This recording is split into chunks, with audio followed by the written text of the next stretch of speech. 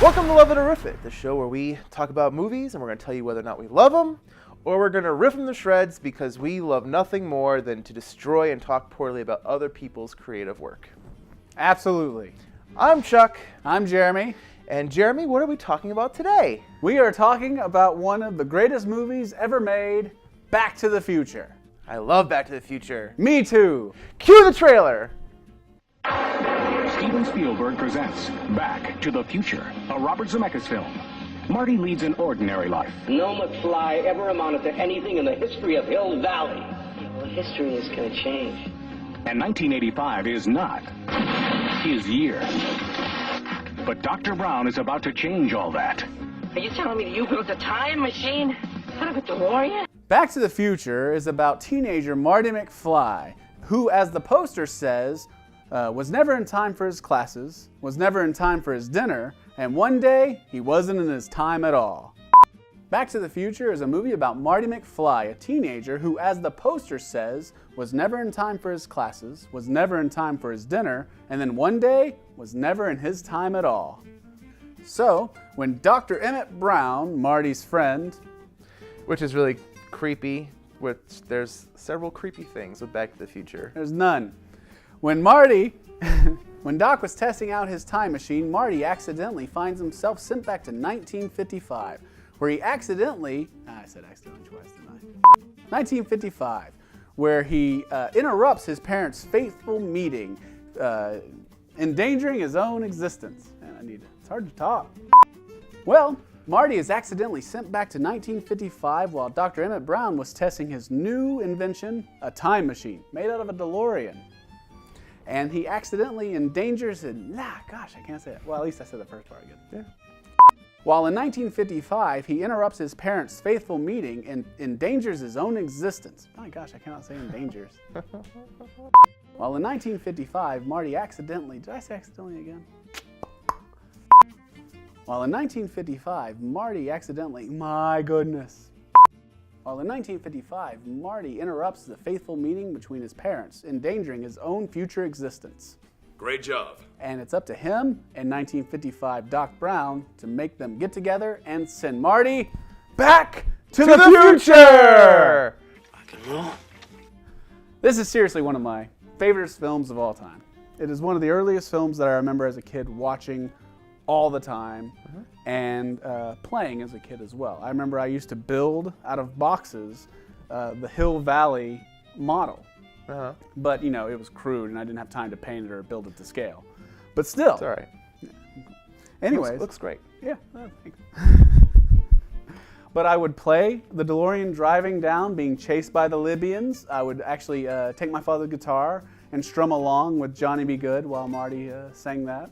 That's funny, because I would not strum the guitar, but I'd like do all the dance, like the whole choreographed, like just air guitaring, I guess, but it was more like even the sliding across and then crawling backwards and all that kind of stuff. I would do that as well. Jump on the furniture when he jumps on top of the amplifier and kick over the trash can. My mom would be, smack me in the back of the head. You knocked over the trash can. Like, no, Mom, it's the amplifier. It's the amplifier, Mom. Gosh.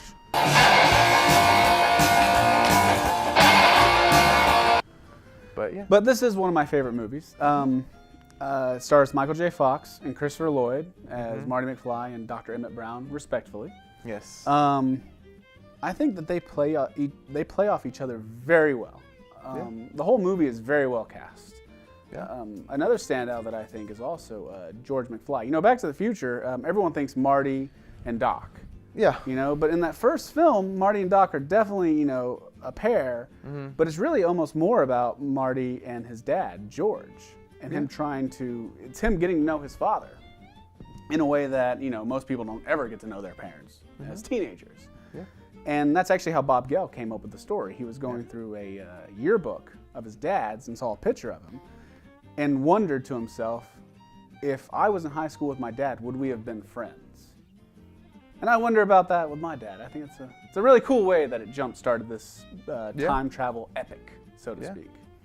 And it's just cool because, like you said, you think about, it's just Marty and Doc. But his mother and father, like you said, it's about the relationship between his father and son, but his mom plays a really crucial role in the whole story as well, because as you said in the little review there that, he has to get them back together, but out of the 3 of them, this is the only one where all 4 of those characters are sort of like really focused on the whole time. Yeah, absolutely. But we'll talk about the other 2 some other time. Yes. This is about Back to the Future. Back to the Future. Oh yeah, and also Alan Silvestri's score stands out throughout the movie. But you also have some great tunes as well. I mean, you get Huey Lewis's "Power of Love" when you first see Marty, being late for school. Yeah. And it's a fantastic song. Yeah. And I mean, all of this, it's one of those. I like it when artists or the studio has an artist write songs specifically for their movie. Back in Time. Yeah. Great. One of my favorite songs. Have it on almost all my playlists. It's a great song.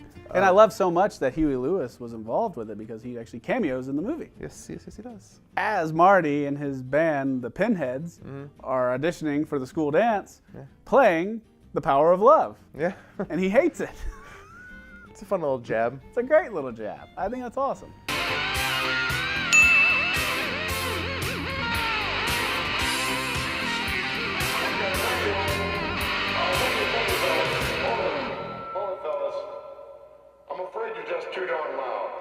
It's epic. Yep. But the thing is, in the movie, there's really nothing epic about the movie. It's a very simple tale when you look at it. Even the set pieces aren't all that grand, Yeah. Like one thing I think about is the skateboard chase. It's the music in that is fabulous. The whole sequence is fabulous. It's a great sequence. But it really is when you just, break it down. It's just a kid skateboarding around a courtyard being chased by bullies. It's amazing that the bullies, they can get away with that kind of damage. Especially when they take the car and they're literally trying to run him down in front of full view of hundreds of people. And they're just cheering. What's that on the thing? What's that thing he's on? It's World with Wheels. It's just it's strange. I like the little boy in it that he takes the skateboard from, or not the skateboard. Like, hi, like the most generic sounding boy that you broke it. Yeah, get back here. Hey! Boy. I'll get it back to you, all right? It's just so, I don't know. It's a little kid. It's just funny to me. Oh no. Always stands out to me whenever I see that part. I'm like, oh, that little boy and his weird. I'm almost convinced it was a voiceover, like it wasn't the kid. Like Zemeckis was like, oh, this kid can't deliver the line right, so we'll get some adult to do a kid's voice and lower the pitch a little bit. I don't know. It's just a unique voice. And but that, like I said, it's just, I don't know, everything in it, as weird as this sounds, is very realistic. And besides the time travel aspect, it's just like the skateboarding scene. There's nothing, he's not dodging bullets. No. He's not, jumping out of airplanes. He's literally just being chased on a skateboard. Yeah. But it makes it so much grander than it is. It's like I think this has one of the best sequences in any movie is when he's driving to the clock tower, right? Mm-hmm. What's he doing for that entire sequence? Marty McFly is literally driving a car in a straight line. Yeah. This car. That's all he's doing. Yeah. He's driving in a straight line, hoping to hit this little electrical wire at 88 miles per hour at 10:04 p.m. Exactly 10:04 p.m. too. Okay. Now the tension comes from, will he make it? Oh no, the car's not starting. Yeah. And also with Doc, having trouble obviously with the wires and connecting. Yeah. But that always comes back at the end. It's like, man, how old would you? So it's really funny. So Doc isn't really ever aged in it. Like he looks older in '85, but you never know how old he really is. Yeah. So take 30 years back to 1955. How old was he? I mean, he still looked old. Yeah. Probably 50s. So thinking he's 80 something. Yeah, he's probably supposed to be in his 40s maybe. So I don't know, but he was in shape because when he's hanging from the clock tower and it's like, I couldn't do that. Even in my most athletically fit days, I couldn't sit there and hang from it and then pull the ripping cord out of my pant leg and then, I don't know. It's just, like you said, and the movie strikes me differently. Like, it's a movie that hits an emotional chord with me, not so much like tears and stuff. And I think this is what makes these types of reviews different from like when we did Hell or High Water, because we grew up on this movie. I mean, and also like Twin Pines Pictures. Oh yeah, Twin Pines heavily Mall. influenced. Yeah, and you know, a lot of your style is very similar to stuff you see with Zemeckis and Spielberg, like what you sort of pull from. So it hits that nostalgia with me every time I watch it, and it gives me a feeling. It's hard to explain feelings, but every time I watch it, it's like gives that frisson feeling. Yeah, frisson feeling. Frisson? Frisson. Is there a definition for this word? Frisson. It's the tinglies that you get. Yeah. When you watch, you know, like when Luke, I am your father. Yeah. It's I misquoted that. Can you cut that out? Nope. Cut that out. It's no, I am your father. But anyways, no, that's the word. Yeah. Well, you know, and but this movie's filled with that. Yeah, and it's just, you know, I was obviously a kid when I first saw it, and I was like 1 when it came out, so I didn't actually see it come out. Watched it many years later on VHS. How archaic is VHS now? But I mean, I had all 3 of them on VHS, and it's just one of those movies that I can watch every single time and never. Even though I know what's going to happen, I never get bored with it. Yeah. You know, there's movies I can put on for just background noise and I don't pay attention to it. This, like, I have to sit down and watch Back to the Future when I have it on. Yeah. I mean, it's one of those movies you can watch. Yeah. Over and over and over. I think it's because it's such an original idea, which you don't get. Like, I don't know if there's going to be a movie in recent time, 10 years ago. Like, there's not a movie 10 years ago I can sit there and say, well, I'm going to keep watching it. Yeah. Or I mean, I may watch it again, but I won't have that. But see, there's also that question, is that just your childhood, though, too? You know, nostalgia? I don't know. And, you know, people always talk about Back to the Future. They always say that, it is the quintessential 80s movie. But to me, it has actually risen above that. Yeah. It's no longer an 80s movie. No, I mean, it's a time travel movie that just has an origin point starting in 1985. They could have made that today and still had it begin in 1985. Yeah, I mean, it's, you know, it would be a little bit different because it's like, well, that's what 2017 feels like 1985 was like. Yes. But I see what you're saying, and it's a timeless movie. Yeah, I see what you did there. I mean, it really is, though. Oh, I thought I had a clever point. That was great. Audience, do you think my line was clever? Like for yes and like for no. And then subscribe if you really agree. And if you really hate it, also subscribe. He's sending Marty 30 years back in time. It's a flying saucer from outer space! Now, he's trapped in the past. It's gotta be a dream. About to meet Chocolate. his future father. He's a peeping Tom. To speak about the cast a little bit, the real standout is, I'd say, Christopher Lloyd as Doc Brown. He is absolutely amazing in this picture. Almost so amazing to where it's very hard to separate him from the character. Yeah, and I think that's why his career was never the same. Yeah. Like, I know other movies he was in, and there's some really funny movies he was in, even though I know people don't really like Camp Nowhere, but I enjoyed Camp Nowhere. Yeah. And I thought he was good in Camp Nowhere. He was amazing as Fester. Yeah, Addams Family. Amazing. But he should have got Oscar. Maybe that's why. It's just he played this role. This role was like made for him. It was his magnum opus. Yeah. You know. Mm-hmm. And of course, Michael J. Fox is awesome as Marty. He plays the cool teenager role very well. Yeah. And I think that's why they call it the quintessential 80s movie, though, is because he is the 80s. Absolutely. Family Ties, and I mean, his whole story about making this movie is like, I can't imagine. You know, he'd film Family Ties and then nap on his way to the set to film Back to the Future, and that's crazy.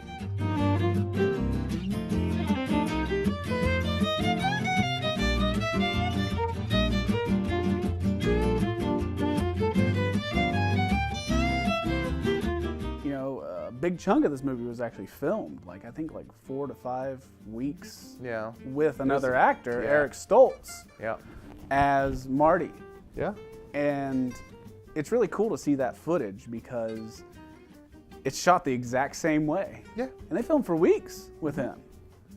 And then Robert Zemeckis and Eric Stoltz themselves realized this isn't working. The laughs aren't landing. Which is weird because he's a good, I mean, Yeah. I don't know him of anything recent or whatnot, but I mean, back then in the 80s, he, just like Michael J. Fox, he was the 80s as well. Yeah. 80s teenage heartthrob in all the Teen Beat magazines. So it's really kind of amazing to have a movie that filmed for, 5, 6, whatever weeks, and then recast. Yeah. And the studio be okay with that. Yeah. I don't know that you would ever see that again. Yeah. And I've never even I mean, heard usually of it, really. they probably like just scrap the whole, like, forget, we're not going to make this movie at all, and they said, oh, we'll just. So it wasn't Michael J. Fox was the first choice. He was their first choice. And he was just doing Family Ties, so he just couldn't commit to it. I mean, that's one of those. I wish they would just. I know the footage is out there, but you can not, watch it, but there's it's no audio. Yeah, but it's never been. Yeah, I would like why not? I mean, so they did the whole 30-year anniversary in 2015, right? They should have released instead of just releasing a 30th anniversary edition on DVD or Blu-ray or whatever, they should have chuck that footage in there too, because I mean the diehard fans want to see this. I mean they've probably seen it if you're a big fan. And see, that's the first time you actually got to see the footage. You could see pictures. I remember when I first saw pictures. There's this classic picture that you can see of Eric Stoltz holding the Out of Time license plate up. Yeah. And he got such a goofy look on his face. I thought it was fake. Yeah. For the longest time. It doesn't even really look like him. No, he looks weird. completely different. Yeah. And I legit thought it was, this is fake. Yeah. And then, I learned the story behind it. I was like, how interesting. It's so cool. And then they released the footage during the documentary on the Blu-ray. And it's really cool to see the footage, but at the same time, it's like, I want to hear it. I want to hear his delivery. Yeah. I mean, how strange would it be to see? It's strange enough seeing this footage. Yeah. Shot the exact same way. But, with a different actor. I would love to hear the delivery of it. I mean, it's like, I feel it's millions of dollars they're sitting on. Yeah. Maybe it doesn't exist. Maybe. I don't know, but I really would love to see, like you said, I'd like to watch, whatever that order is. They filmed in order, filmed out of order, I don't care. I just want to see it. Yeah, it would be cool. Play Back to the Future, the whole movie, right? And then everywhere where they shot footage with Eric, take out Just Michael J. Fox's portion of it and put his in its place. Yeah. It'll be choppy, but I don't care. Just to see. There's another interesting little casting tidbit too. Jan from The Office was the original Jennifer Parker, Marty McFly's girlfriend. But I believe something had happened with her mother, and she had to bow out of it. Yeah. So she was the original Jennifer. I don't care about Jennifer. Jennifer. I don't even think they cared about Jennifer. Another standout too that doesn't get a whole lot of. Leah Thompson is also a standout, I think, as Lorraine. Not only as old Lorraine, his mother, but also young Lorraine, who just has a crush on her son, but she doesn't know it's her son. Yeah. To her, he's just the new boy in town, you know, and so she has a crush on him, and something that could be played rather creepily. Yeah. She plays it with such innocence. It's really. It's funny, it's shocking, but it's really funny, It's not it's never gross. When you think about it on you just think it on the surface level, it's creepy and gross. Yeah. I mean, you have Doc Brown, who's 85 years old, hanging out with a 17-year-old boy. Well, he was his lab assistant. But still, it's kind of weird. And then you have mother falling in love with son, playing the incest angle, but it's not. It's not. Like you said, the whole movie, it's innocent. It's innocent. You can't dive that deep into it. If it was made today, there would be jokes made about Doc and Marty. It'd be an R-rated movie. It would be absolutely R-rated, and it doesn't need to be. No. And there's a wholesomeness to it that's really great, and it shows the 1950s in that wholesome era, and it's really nice. Yeah, it's a good flick. And another standout too is Tom Wilson as Biff Tannen, the villain of the movie, the bully slash attempted murderer slash attempted rapist. Yes. That's one thing I absolutely love about this movie. It's like when he just stays in the car with Lorraine. He's drunk. He's trying to what have you. And then, George comes. Hey, you, get your damn hands off. And then, he punches him. Then when he finally gets in the future, it's like, what? The car's wrecked. Oh, no, Biff's out there putting the wax on it right now. There's the guy who tried to rape you in high school, and he's just working on our car. Yeah. This movie does, like, now we're talking about it, it does play, like, it does dabble in some of these really weird things. Dark things. Yeah. But you never notice it, though. No. You don't see it because it's played so wholesome and innocent. It's just a fun flick. It's for fun. Yeah. It's not meant to make you question all this stuff. It's just to be fun. What is your opinion on Crispin Glover? Like, because he's, like, I guess he's a weird guy in real life. I think he likes to play the weird guy. I don't think he's actually as weird as he lets on. Yeah. I mean, so did you like the performance? I actually liked him as George. He was very charismatic. I mean, he does kind of play up the a little too much. Yeah. But other than that, though, I do think that he actually is. It's really good to see him rise and to finally take Biff out. Yeah. It is really nice to see that. And you're rooting for him the whole time. And the movie has just the characters in it all like progress throughout the movie. Yes. And I would say he has the biggest arc. Oh, very much so. He has a bigger arc than Marty. Oh, yes. And Lorraine as well. But in George, it's the underdog story. It's the kid who's bullied who finally stands up to his bully and knocks him out with one punch.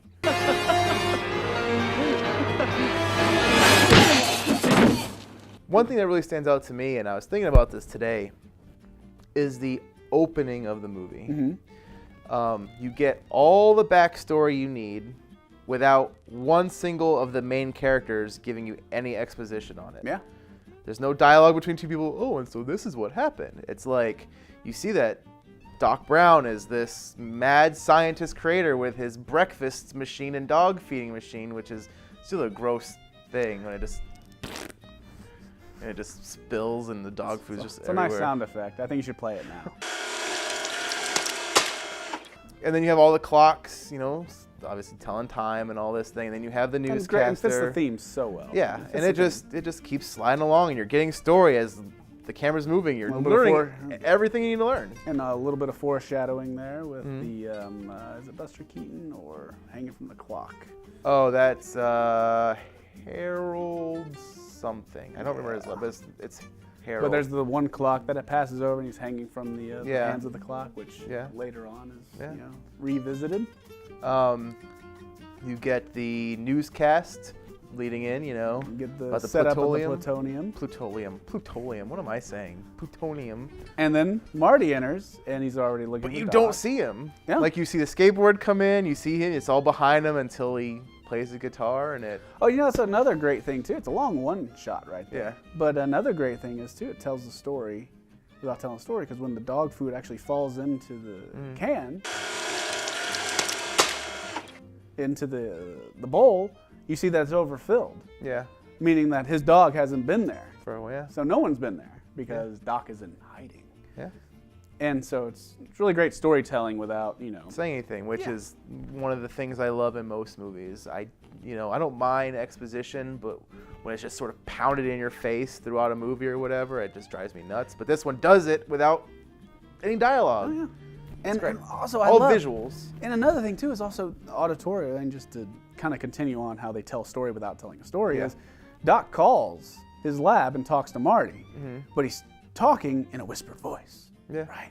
Because he's probably calling from a payphone somewhere, and he's trying to be quiet because the Libyans are after him. And a payphone, that was a thing back then. People used payphones. And he's making an impression on his mother. He's an absolute dream. And he can sleep in my room. Anything you do could have serious repercussions on future events. Now he's got to make his mother and father fall in love. For crying out loud, I haven't even been born yet. And this actually, one thing, and see, the movie is funny. Yeah. It is, it's a comedy, I guess, but it's not a, laughs a second. It's almost a serious film, but with comedic elements. Yeah. And it's played for laughs a lot. But there's some goofy stuff in there too. One of my favorite things ever is the ending. After everything's all resolved and Marty literally says, yeah, everything's great. Doc shows up and he says, you got to come back with me, back to the future. And he says, what's wrong with us in the future? What do we become, a-holes or something?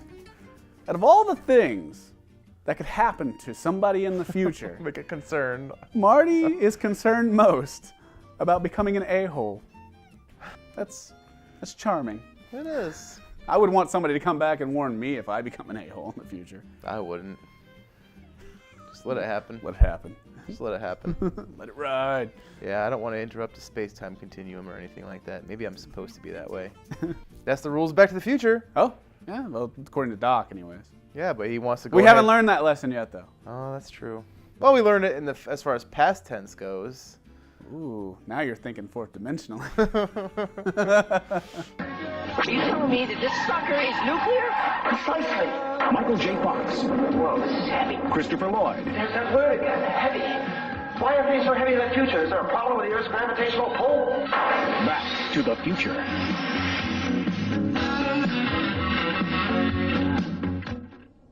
Like we said, I mean, this is a movie that we grew up on. We absolutely love it.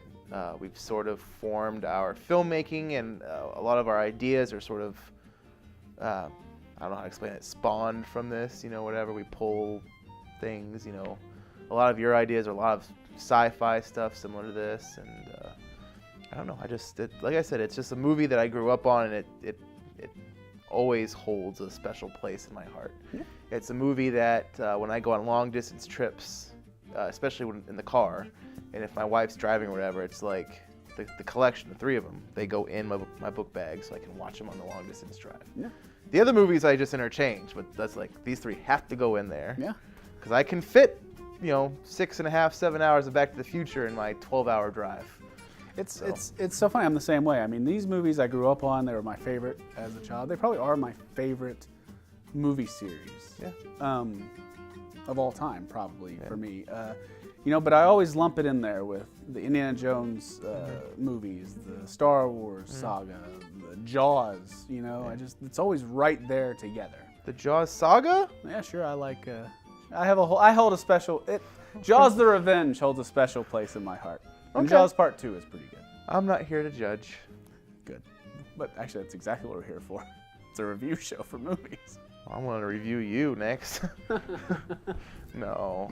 But anyway, so, Chuck. Yep. Back to the Future. Mm-hmm. Do you love it or do you riff it? Of course I'm going to love it. I mean, I don't even want to play around with it. I mean, I couldn't, if you told me to pick something I didn't like about the movie, I don't know that there's anything about Back to the Future that I could sit there and say, well, this could have been done better. Yeah. Same. There's nothing I can really say negative about it. And obviously I love it. Even if there was something wrong with it, I probably wouldn't, just because it's like, no, I'm not going to talk bad about it. Yeah. And obviously I love it. It's one of my favorite films. It's definitely inspired me as a filmmaker. Mm-hmm. And it's something that I hold other movies to, the level that it presents. You hold it with trilogies. Like, any sort of sequel-based franchise or whatever, it's like, well, is it as good as Back to the Future? And there's been a rumor for a long time now, it was supposed to be being written by Bob Gale, but that they're actually going to release a Broadway musical version of Back to the Future. How awesome will that be? I'm totally going to New York when that happens. And then Marty just comes in and sings, "You built a time machine out of a car." It's a DeLorean. Out of a DeLorean. Then he repeats, "You built a time machine out of a car." Of a DeLorean. Oh, great Scott. And Doc Brown just got shot. I don't know how, but they found him at the mall. And they weren't here for shopping. Oh, great Scott. And my mom thinks I'm hot, but she doesn't know that we share a chromosome. Say what you want about me, Marty McFly, but I'm gonna change history in the blink of an eye.